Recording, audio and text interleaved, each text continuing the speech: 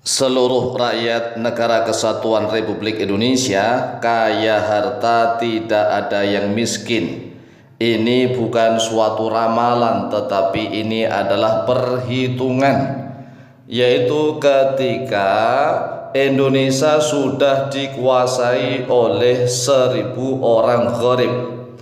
Jadi 1.000 orang gharib ini ketika sudah menguasai Indonesia, maka seluruh rakyat Indonesia akan kaya harta, hidup sejahtera, tidak ada yang miskin. Bahkan rakyat Indonesia banyak sekali yang memiliki pembantu dari luar negeri. Tidak ada rakyat Indonesia yang ke luar negeri menjadi TKI TKW hanya menjadi pembantu rumah tangga. Tetapi kalau menjadi TKI TKW di sana menjadi tenaga ahli, seperti menjadi dokter, insinyur, menjadi guru, menjadi perawat, menjadi ulama, menjadi tenaga ahli di luar negeri, maka banyak. Tetapi tidak ada rakyat NKRI yang menjadi TKI dan TKW ke luar negeri hanya menjadi pembantu rumah tangga, tidak ada.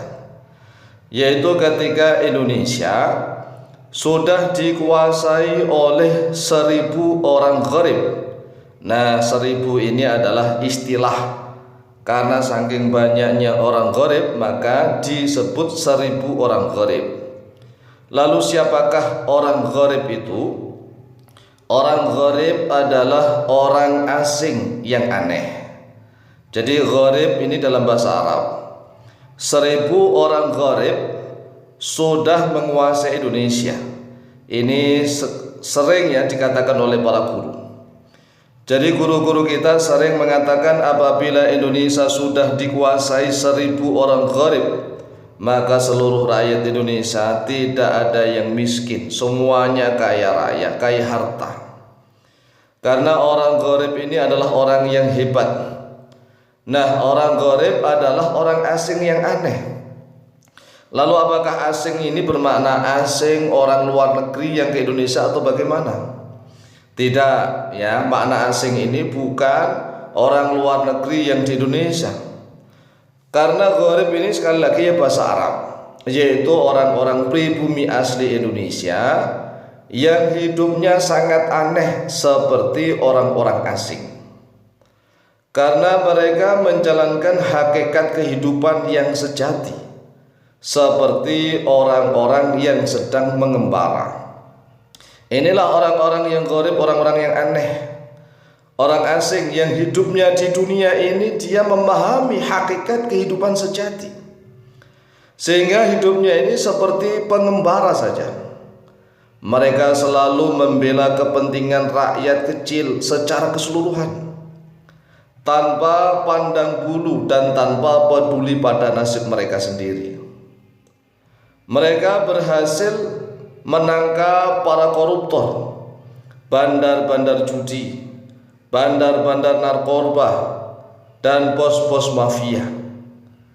Dalam waktu sekejap, kekayaan negara Indonesia melimpah ruah. Kemudian kekayaan itu dibagikan kepada seluruh rakyat miskin se-Indonesia. Dan setiap rakyat miskin beserta rakyat ekonomi menengah diberi modal usaha, modal pertanian, modal nelayan perikanan. Diberikan modal peternakan bagi yang ingin berternak, diberikan modal kerajinan bagi yang ingin melakukan kerajinan, diberikan modal dagang, modal industri, modal untuk mendirikan perusahaan jasa dan lain-lain.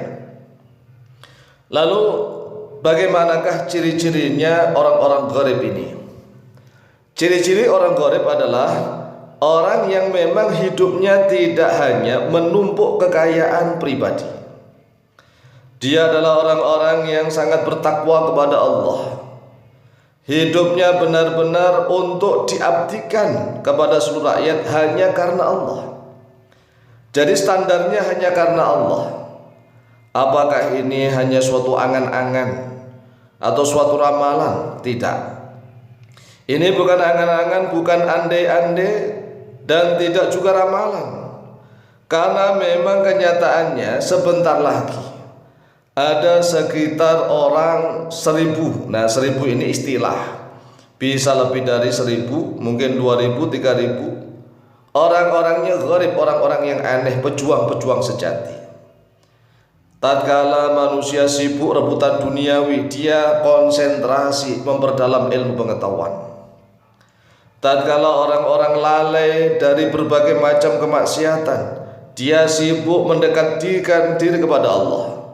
Dia sibuk mendekatkan diri kepada Allah, memperbanyak zikir dan doa. Dan ini ada di Indonesia. Orang-orang gharib, orang-orang yang aneh. Mengapa disebut aneh? Karena ketika banyak orang yang lalai, dia tetap tidak lalai. Aneh ketika banyak orang yang sulit untuk diajak memperdalam ilmu agama, dia tetap konsentrasi memperdalam ilmu agama. Ini namanya orang-orang aneh. Ketika yang lain-lainnya rebutan duniawi dan bermaksiat, dia tetap berzikir, berdoa, menyendiri, dan dia konsentrasi benar-benar untuk kesejahteraan seluruh rakyat Indonesia.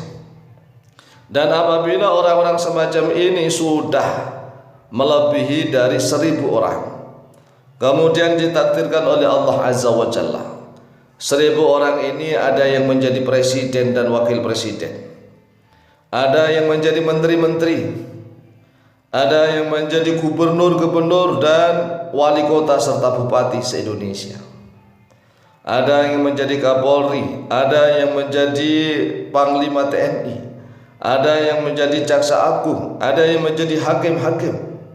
Nah, apabila pejabat-pejabat tinggi di negara ini orang-orangnya bertakwa, orang-orangnya gharib, orang-orang yang aneh, orang yang hidup di dunia ini sederhana apa adanya, tetapi dia sangat bertakwa kepada Allah Azza wa Jalla, sangat pemberani, dia memiliki ilmu pengetahuan secara lahir dan batin, cerdas secara intelektual, dan tajam pandangan batinnya secara spiritual. Spiritualnya hebat, intelektualitasnya hebat, dan ini sudah dipersiapkan di Indonesia. Jika orang-orang ini sudah digerakkan oleh Allah menyatu, maka mereka akan menjadi pemimpin-pemimpin di negeri ini yang mereka semuanya bersepakat hanya untuk kesejahteraan rakyat. Indonesia negeri yang sangat subur. Sampai saat ini banyak sekali orang-orang yang hartanya itu Masya Allah, dan nanti akan dikumpulkan jadi satu, akan disebarkan untuk seluruh rakyat Indonesia. Semoga ini segera terjadi.